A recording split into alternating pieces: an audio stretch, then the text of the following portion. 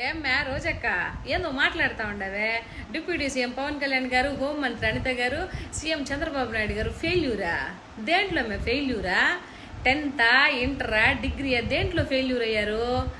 ఎంతసేపటికి దోచుకొని దాచుకోడాలా? ఓమే మీకు తెలిసినంత దోచుకొని దాచుకోవడాలు వాళ్ళకి ఆడ తెలుసు మే. ఎందుకు మే ఇట్లా మాట్లాడతావా?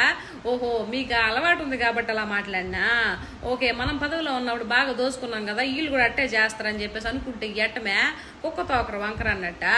మీ పార్టీ అంతా అంతేమే. ఇంకోటి ఏంటంటే ఇంకో సామి చెప్పాను నీక, తిక్క రామశంకర తిరణాలకు పోతే ఎతకడానికి ముగ్గురు, ఏడవడానికి ముగ్గురు పోయారంటమే.